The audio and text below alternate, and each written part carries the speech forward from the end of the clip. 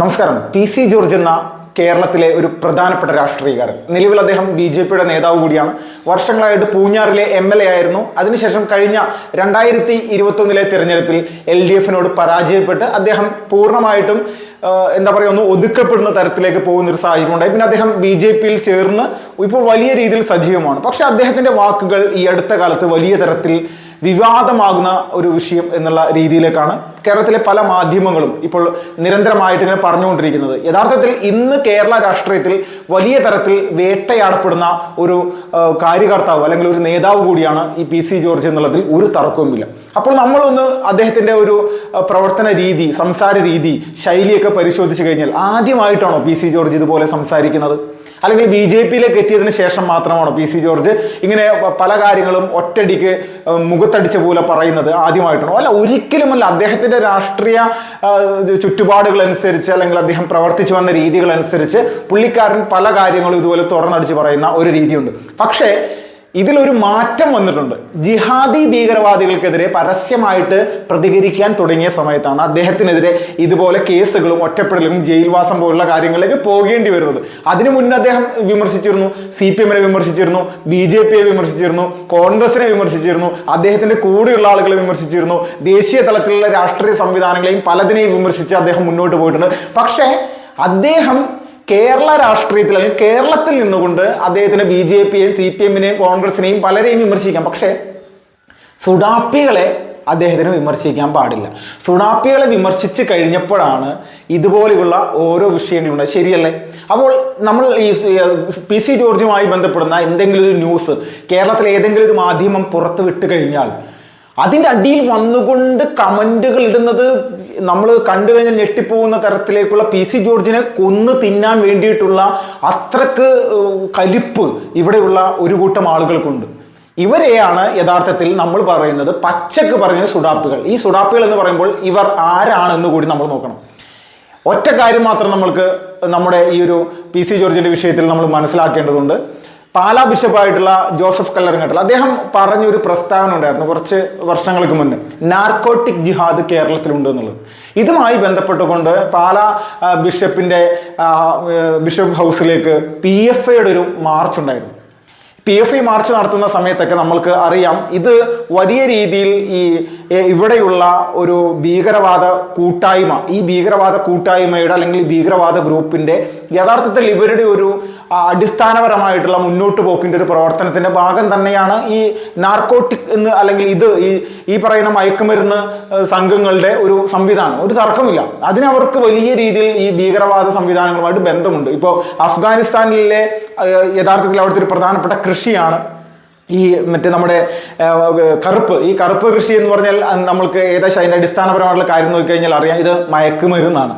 ഈ മയക്കുമരുന്ന് ലോകത്തെ മുഴുവൻ വിപണിയിലേക്ക് എത്തിക്കുന്നത് താലിബാനാണ്. അപ്പോൾ നമ്മൾ ആലോചിച്ച് നോക്ക്, ഈ താലിബാൻ എന്ന് പറയുന്ന ഭീകരവാദ പ്രസ്ഥാനത്തിന്റെ ഒരുപാട് കണ്ണികൾ നമ്മുടെ കേരളത്തിലുമുണ്ട്. ആ കണ്ണികളിൽ ഒന്നാണ് PFI എന്ന് പറയുന്ന ഭീകരവാദ പ്രസ്ഥാനത്തിന്റെ പ്രവർത്തകരാണ് താലിബാനെ വിസ്മയം എന്നുള്ള രീതിയിലേക്ക് വ്യാഖ്യാനിച്ചിട്ടുള്ളത്. പോപ്പുലർ ഫ്രണ്ടിനെ നിരോധിച്ചിപ്പോൾ ഒരു ഏകദേശം 3ാമത്തെ വർഷമാകാൻ പോകുന്ന ഒരു സമയത്തും ഇതിന്റെ പ്രവർത്തകർ ഇപ്പോഴും ഇവിടെ സ്ലീപ്പർ സെല്ലുകളായിട്ട് കൃത്യമായിട്ട് പ്രവർത്തിക്കുന്നുണ്ട്. ഇതിന്റെ മുതിർന്ന കുറച്ച് കാര്യകർത്താക്കൾ മാത്രമാണ് ജയിലിൽ അടക്കപ്പെട്ടിട്ടുള്ളത്. പക്ഷെ PFIയുടെ ആ ഒരു ഭീകരവാദ പ്രവർത്തനങ്ങൾ ഇപ്പോഴും നമ്മുടെ കേരളത്തിൽ വലിയ രീതിയിൽ നടക്കുന്നുണ്ട്. അവസാനമായിട്ട് ഹമാസിന്റെ ഭീകരവാദ തലവന്മാരുടെ ഫോട്ടോസ്, ഫ്ലെക്സ് ബോർഡുകൾ പ്രധാനമായിട്ട് ഒരു മുസ്ലിം പള്ളിയിലെ നേർച്ചയുമായി ബന്ധപ്പെട്ടുകൊണ്ട് ആന എഴുന്നള്ളിക്കുന്ന സമയത്ത് അതിന്റെ മുകളിൽ കോലത്തിന് പകരം, സാധാരണ കോലമൊക്കെയാണ് നമ്മുടെ ക്ഷേത്രങ്ങളിൽ ആന പുറത്ത് കയറ്റുന്നത്, ഇത് ഈ പറയുന്നവർക്ക് ഈ ജിഹാദി ഭീകരവാദികളെ ഫോട്ടം കയറ്റാനാണ് തോന്നിയത്. അപ്പൊ ഇങ്ങനെയുള്ള ആളുകൾ, ഇവരൊക്കെ ആരാണ്? ഇവരുടെയൊക്കെ ബാക്ക്ഗ്രൗണ്ട് പരിശോധിച്ച് കഴിഞ്ഞാൽ എല്ലാവർക്കും PFI ബന്ധമുള്ള ആളുകൾ തന്നെയായിരുന്നു.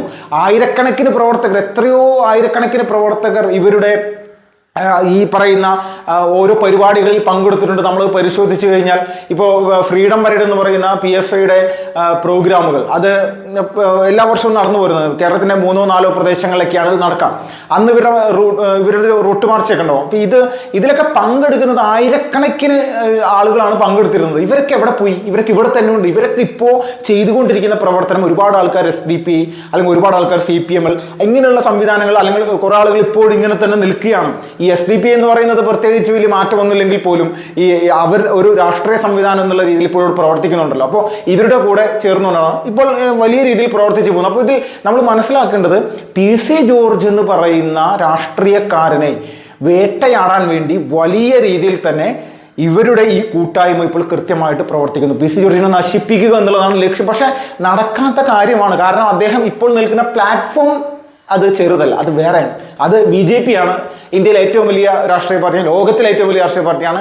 എല്ലാ തരത്തിലും നല്ല കാര്യകർത്താക്കളുടെ കാര്യത്തിലും പ്രവർത്തകരുടെ കാര്യത്തിലും വലിയ രീതിയിലുള്ള സ്ട്രെങ്ത് ഉള്ള ഒരു രാഷ്ട്രീയ പ്രസ്ഥാനമാണ്. ഇതിന്റെ ഭാഗമായിട്ട് നിൽക്കുന്നതിന്റെ പേരിൽ അദ്ദേഹത്തിന് ജീവഹാനി സംഭവിക്കുന്നില്ല. അല്ലെങ്കിൽ അദ്ദേഹം ഇപ്പോൾ നിൽക്കുന്ന രീതിയിൽ ഒറ്റക്കാണ് നിൽക്കുന്നതെങ്കിൽ അദ്ദേഹത്തിന് വലിയ രീതിയിലുള്ള പ്രശ്നങ്ങൾ സംഭവിച്ചേനെ, അതിലൊരു തർക്കവുമില്ല. അദ്ദേഹത്തിന്റെ ജീവന് തന്നെ വലിയ രീതിയിൽ ഭീഷണി ഉണ്ടാക്കുന്ന തരത്തിലേക്കുള്ള കമന്റുകളാണ് ഓരോ ദിവസവും വന്നുകൊണ്ടിരിക്കുന്നത് അദ്ദേഹവുമായി ബന്ധപ്പെടുന്ന ഓരോ പോസ്റ്റുകളിലടിയിലും. അത്രത്തോളം വലിയ രീതിയിൽ ഇതിൽ PC ജോർജ് എന്ന് പറയുന്ന വ്യക്തിയുടെ ഏറ്റവും വലിയ സംഭാവന എന്ന് പറഞ്ഞാൽ നമ്മൾ മനസ്സിലാക്കേണ്ട അദ്ദേഹത്തിന്റെ മകനായിട്ടുള്ള ഷോൺ ജോർജ് തന്നെയാണ്. അദ്ദേഹത്തിന്റെ ഈ ഷോൺ ജോർജ് എന്ന് പറയുന്ന വ്യക്തിയുടെ അദ്ദേഹം ഇപ്പോൾ BJP-യിൽ PC ജോർജിന്റെ കൂടെ ചേർന്ന ഒരു സംഭവം നമ്മൾക്കറിയാവുന്നതാണ്. ഇപ്പോൾ ഷോൺ ജോർജ് ഓരോ പരിപാടികൾ പങ്കെടുക്കുന്നു. അദ്ദേഹത്തിന്റെ നിലപാടുകൾ ഇപ്പോൾ മുനമ്പം വിഷയമായി ബന്ധപ്പെട്ടുകൊണ്ടൊക്കെ PC ജോർജിന്റെ മകൻ അവിടെ വന്ന് നടത്തിയിട്ടുള്ള പ്രസ്താവനകൾ, അതിൽ ഇടപെട്ടിട്ടുള്ള കാര്യങ്ങൾ, BJP-യുടെ ദേശീയ നേതൃത്വത്തിലെ ആളുകൾ പോലും ഈ PC ജോർജിന്റെ പ്രവർത്തനങ്ങളെ ഈ അവരുടെ മുന്നിൽ ഇത് അവതരിപ്പിച്ച രീതികളൊക്കെ വലിയ രീതിയിൽ അപ്രിഷ്യേറ്റ് ചെയ്യുന്ന രീതിയിലേക്കുള്ള കാര്യങ്ങളാണ് പറഞ്ഞിട്ടുള്ളത്. അപ്പോൾ ഇങ്ങനെയുള്ള ഒരു മകനെ കൂടി നമ്മുടെ കേരളത്തിന് സംഭാവന നൽകുക, കേരള രാഷ്ട്രീയത്തിന് സംഭാവന നൽകിയ ഒരു വ്യക്തി കൂടിയാണ് PC ജോർജ്. അവിടുത്തെ ഈരാറ്റുപേട്ടയിലെ അല്ലെങ്കിൽ പൂഞ്ഞാറിലെ സാധാരണക്കാരായിട്ടുള്ള ജനങ്ങളെ സംബന്ധിച്ച് PC ജോർജ് അകറ്റി നിർത്തപ്പെടേണ്ട ഒരു വ്യക്തിയായിട്ട് അവർക്ക് ഇന്നേവരെ തോന്നിയിട്ടില്ല. കാരണം ഈരാറ്റുപേട്ട എന്ന് പറയുന്ന സ്ഥലത്ത് മതഭീകരവാദ സംഘടനകളുടെ വലിയ രീതിയിലുള്ള സ്വാധീനമുണ്ട്, അതിലൊരു തർക്കവുമില്ല.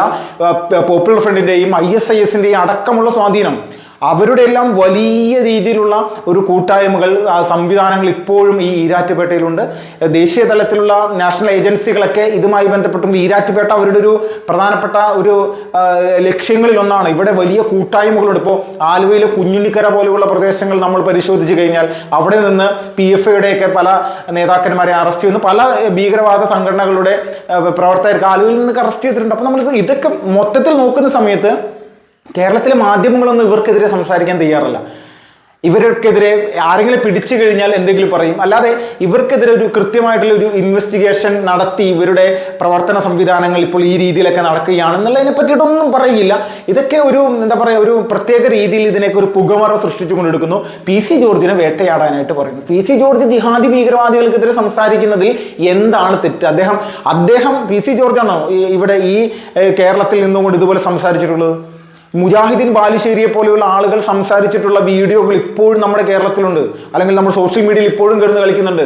അബ്ദുൽ നാസർ മദിനി പറഞ്ഞിട്ടുള്ള കാര്യങ്ങളൊക്കെ എത്രത്തോളം ജോസഫ് മാഷിന്റെ കൈവെട്ടിയുടെ ജോസഫ് മാഷിന്റെ കൈയല്ല തലയാണ് ഫുട്ബോൾ പോലെ ഉരുളേണ്ടത് എന്നുള്ള രീതിയിലൊക്കെ പറഞ്ഞിട്ടുള്ള മദനി അടക്കമുള്ള ആളുകൾ ഈ നമ്മുടെ കേരളത്തിൽ ഉണ്ടായിട്ട് അദ്ദേഹത്തിന്റെ ആ വീഡിയോകളൊക്കെ പരസ്യമായിട്ട് പുറത്ത് വന്നിട്ടുള്ളതാണ്. അപ്പൊ ഇങ്ങനെ ഇത്രക്ക് വലിയ രീതിയിൽ തീവ്രമായിട്ടുള്ള വിഷം തുപ്പുന്ന ആളുകളുടെ ഇടയിൽ ഇപ്പോൾ PC ജോർജിനെ കൂട്ടാൻ വേണ്ടിയിട്ടാണ് പല ആളുകളെയും ശ്രമം. യഥാർത്ഥത്തിൽ ഇത് വലിയ രീതിയിലുള്ളൊരു PC ജോർജ് അദ്ദേഹം എന്നാണോ രാഷ്ട്രീയ പ്രവർത്തനം തുടങ്ങിയത് ആ സമയം മുതൽക്ക് അദ്ദേഹം ഇതുപോലെ തന്നെ സംസാരിക്കുന്ന വ്യക്തിയാണ്. അതിലൊരു പുതുമയായിട്ട് നമ്മൾ ആരും കാണും. പക്ഷെ ജിഹാദികൾക്കെതിരെ സംസാരിക്കുമ്പോഴാണ് PC ജോർജ് വലിയ അപരാധം ചെയ്യുന്ന മതവർഗീയവാദിയായിട്ടും അല്ലെങ്കിൽ ഒരു ക്രിസ്ത്യൻ മതവർഗീയവാദിയായിട്ടും ക്രിസംഖ്യയായിട്ടും ഇന്ന് RSSന്റെയും BJPയുടെ ഒരു പിണിയാളാണെന്നുള്ള രീതിയിലൊക്കെ സംസാരിച്ചുകൊണ്ടിരിക്കും.